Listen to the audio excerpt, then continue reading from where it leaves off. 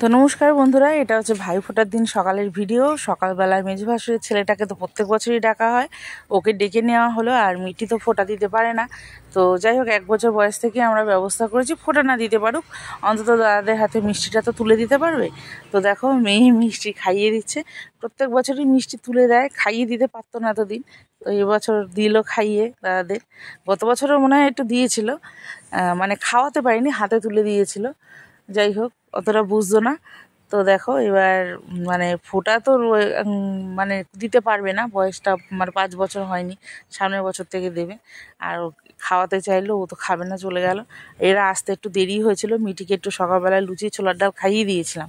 সকালে করেছিলাম লুচি ছোলার ডাল আর একটু মিষ্টি। আর ভাসুরের ছেলেটা 2 জায়গায় আরও নেমন্তন্ন থাকে। একজন পাশের বাড়ির একটা মেয়ে ওকে ফোঁটা দেয়, আর মাসির মেয়ে ফোঁটা দেয়।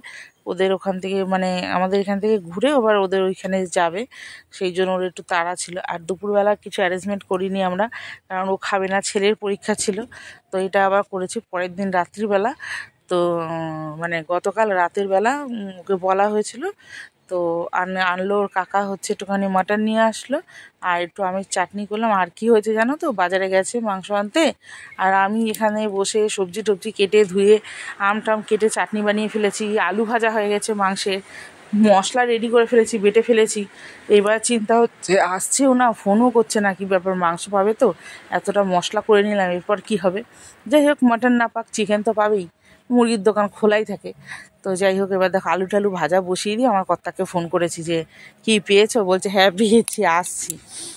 তো মানে ডিউটি থেকে ফিরেছে বিকেলবেলা 6টার সময়, তারপরে চাটা খেয়ে একটু টিফিন খেয়ে বেরোতেও তো দেরি করেছে। আর আমার এখান থেকে যা প্রয়োজন ছিল আমি সামনে থেকে সব নিয়ে এসেছিলাম। আর এইখানে জানো তো, এই যে আমি তেলের মধ্যে ফোড়ন দিয়ে পেঁয়াজ টেয়াজ দিয়ে দিয়েছি, দেরি হবে দেখে মশলাটা রেডি করছিলাম। আর তখনও কিন্তু মাংস আসেনি, এরপরে আমি ফোন করেছিলাম।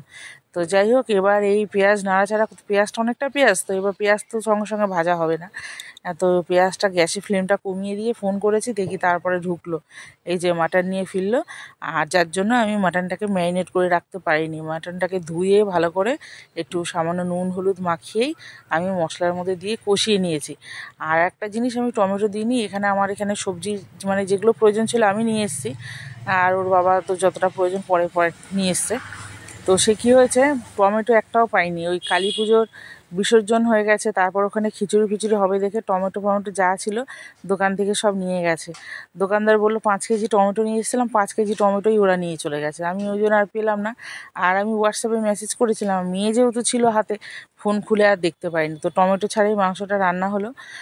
আর দেখো আমার ভাসুরের ছেলেটা কিন্তু বেশি একটা তেল বা ঝাল খেতে চায় না, মানে খেতে পারে না। ওদের বাড়িতে একটু খুব কম তেল মশলা দিয়ে খাওয়া হয়, কেন আমার মেজো ভাসুরের পেটের একটু মানে সমস্যা আছে, তো বেশি রিচটা ওরা খেতে পারে না, আর কাঁচা লঙ্কাটাই খায়। তো যাই হোক আমি এখানে প্রেসারে দিয়ে দিয়েছিলাম, আলু মাংস সব কষিয়ে প্রেসারে দিয়েছিলাম। এবার একটু ঢাকনাটা খুলে দিলাম, এবার এটাকে একটু ফোটাবো, গরম মশলা দেবো, দিয়ে নামাবো। আর সামান্য কিছু এই আয়োজন হয়েছিল, কেউ এটা খায় তো ওটা খায় না, তার মধ্যে আবার খাসির মাংস খেয়ে নাকি চাটনি খেলে মুখ নষ্ট হবে, চাটনিটা পর্যন্ত ওরা খায়নি। তো কেমন লাগে